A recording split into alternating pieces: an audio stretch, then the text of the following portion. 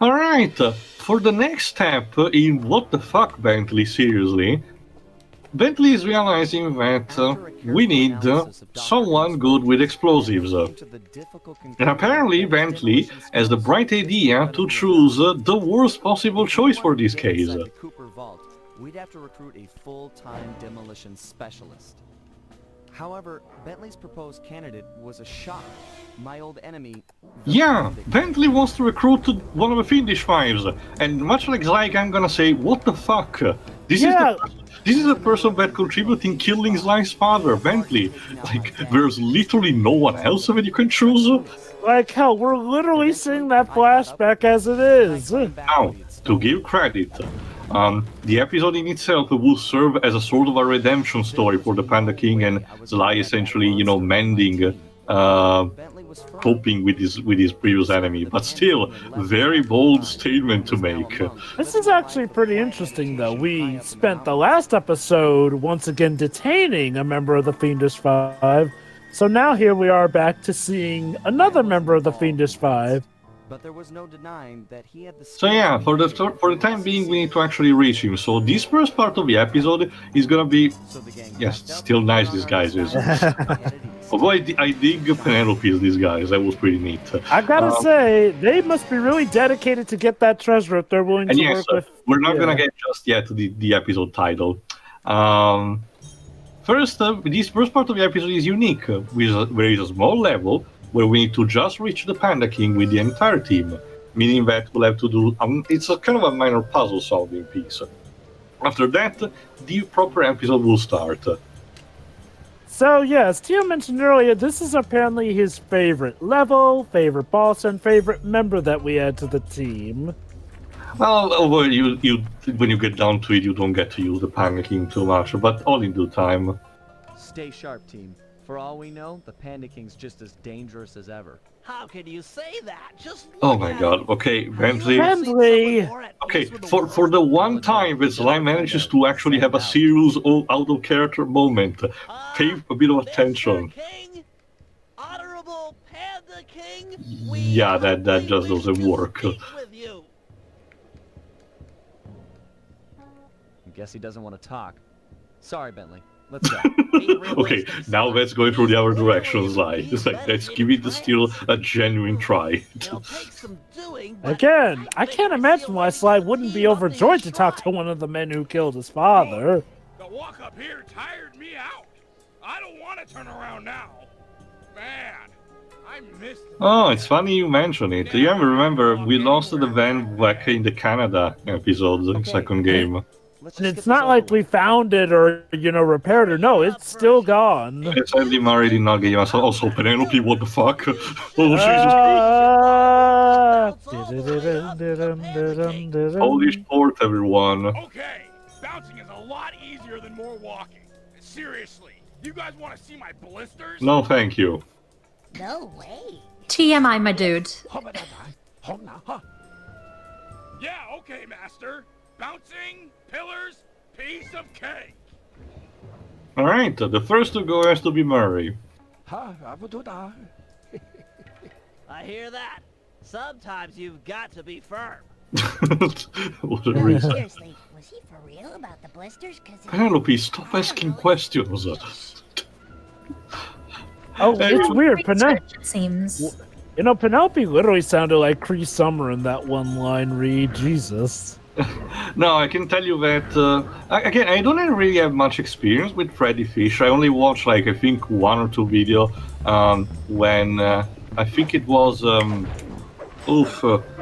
my god, one members of Eden Block who covered it, Brutal Moose, there you go. Brutal Moose did some coverage of those kind of point-and-click games, and Freddy Fish, I think, was in one way. I think Pushing Up Roses also talked a bit about it, but I'm not entirely sure. But yeah, the voice is pretty much the same. And it's interesting on how the voice actress has only this and that role for video game wise, and mostly she's been a TV actress with not even much to do. She's very, casual about it. But I can tell you it's pretty much fitting. The voice actress that they got for the Italian version is similar, but I argue a bit worse. I tend to prefer the English one, to be honest. Also, Gar, I'm ignoring that and moving on. He's floating They all float. and walking on the water. Jesus? Sure, Jesus Tiger. This is also a good time to mention that this is also the point where the mooks, the animal type of the mooks, start to get recycled a bit. Will be since in this level you will get tiger mooks.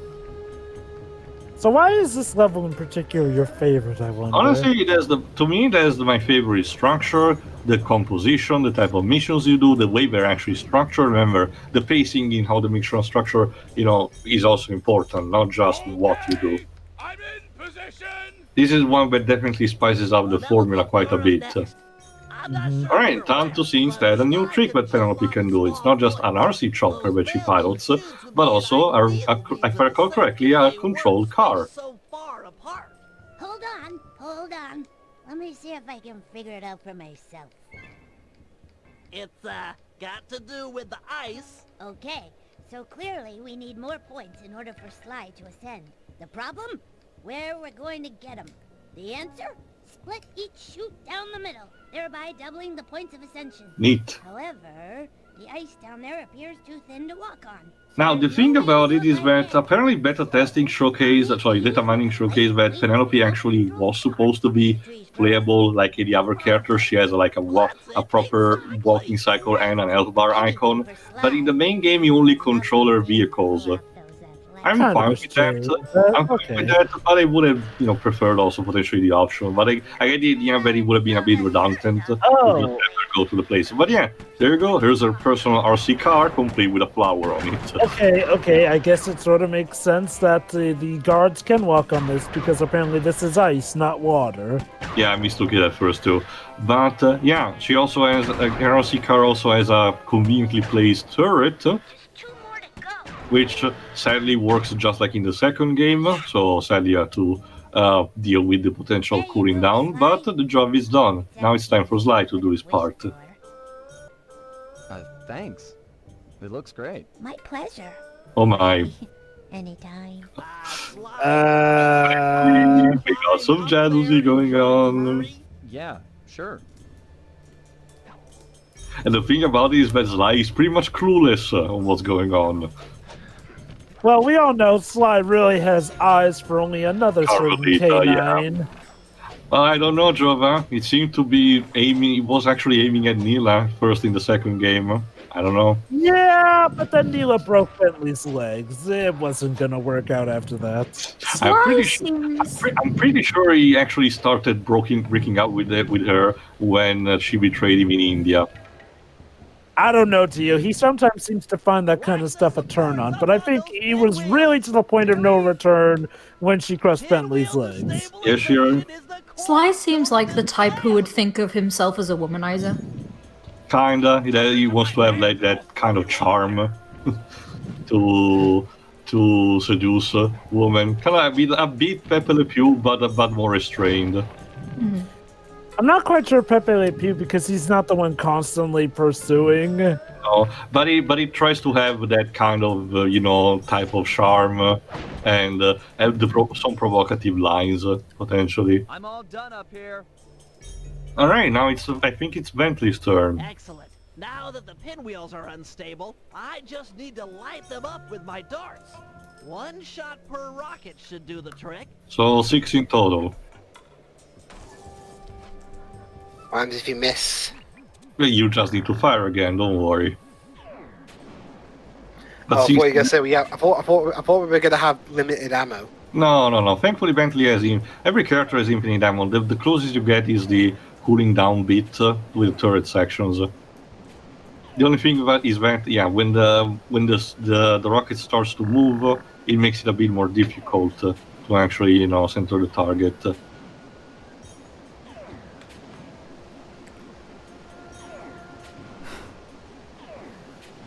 There you go. I like this part because it basically, just at the beginning, the entire team has to work together just to reach the same place at the same time.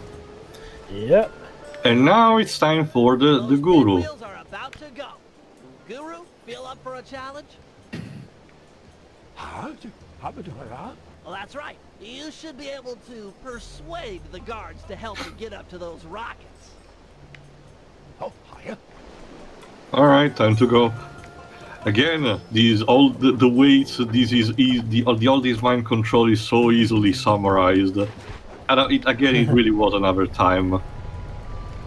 Also, I love how when the enemies are running by being controlled by the guru, they have a Sonic-esque type of running animation with the legs. Yeah. Mm-hmm. All right, first I need to actually activate these rockets though. A very well aimed rocket. It's the kind of rocket that while its trajectory is chaotic, it always centers the target, just like the Omega beams from Dark Side.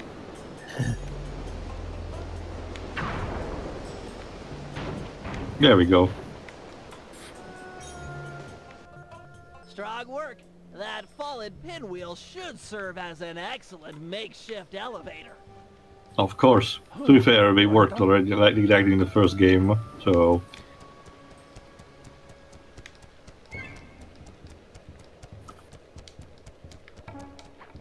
Alright.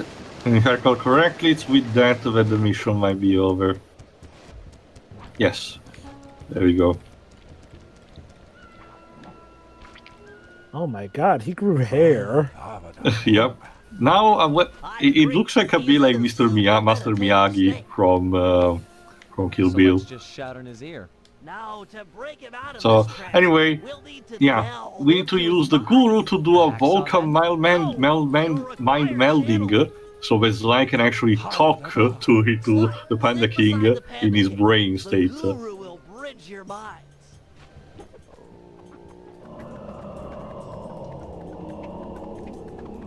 Let's just hope it doesn't accidentally switch them.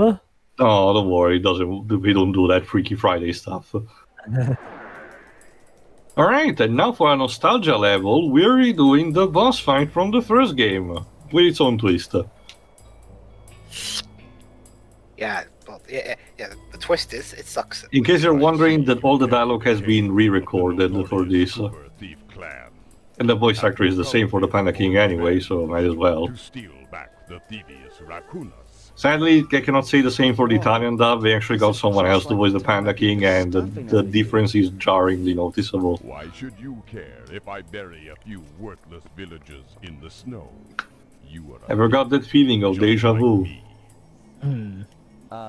Yeah, are you even listening to what I'm saying? Insolent child. You shall pay dearly for your disrespect. Are you just quoting generic movies? Well, that's what happened in the first game. I will send you to your doom with We're really not so different, you and I. Your soul is mine and stuff. Don't you see, in another life, maybe we could have been friends. Right. Yes, of course. Yeah, this is actually a pretty interesting thing. I mean, essentially the boss fight from the first one, but upscaled. Mind you, it's also much more. It's actually technically a bit more challenging because now the Panda King is actually more health, and interspersed with this, you have Sly having to try to snap it out. The problem is that words alone cannot be enough. You have to actually, persuade him properly with another choice. All right, let's try to see what we can do. Threatening, play nice, or make him sad. Oh, please. Look, I'm here to help you, to get your mind out of this rut. If you truly wish to aid me, stand still and let my fireballs cook your flesh. Well, that's one way to put it. How nice. I would love to go to your barbecue. I mean, it's pretty cold around here. It could be good. Yeah.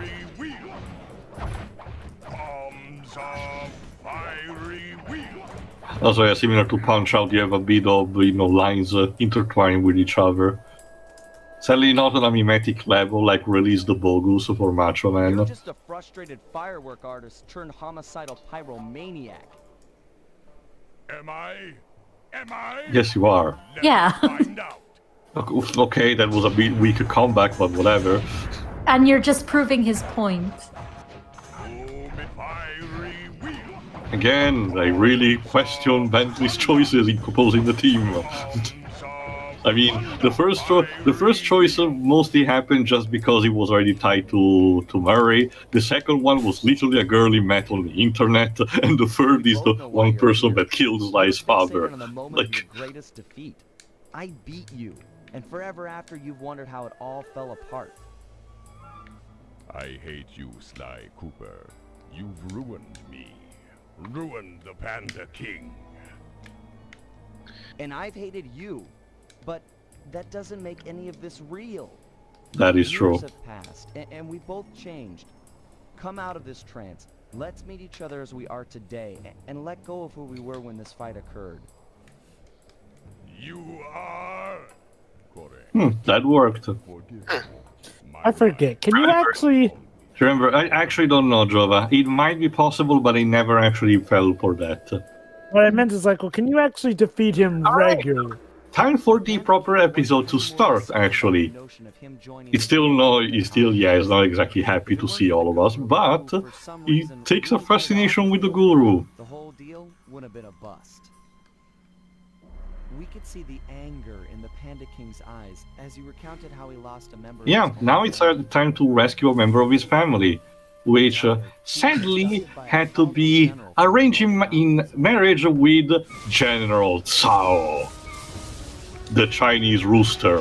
Love how you think your words with the This guy is nasty. There is nothing redeemable or likable about him. So He's not technically a criminal, but he might as well be. So he's someone bad enough to make the Panda King seem likable by comparison. Pretty much. So it's time. Essentially, is the deal. We help the Panda King rescue is basically his niece or daughter. I forgot which. Oh, so it was just a wig. Yeah. Anyway, Sly Cooper and the gang in. Help. Well, kinda. A cold alliance. Again, we help the Panda King with this, and he's gonna join the team officially. But again, already from the get-go, the episode feels very different. You have to take your time, have the team work together, and it culminates in a boss fight that's a callback to the first game. That alone is pretty neat. But things are only about to get better, so tune in for the next episode, where we officially start properly the episode and going against General Cao. See ya! See ya. See ya.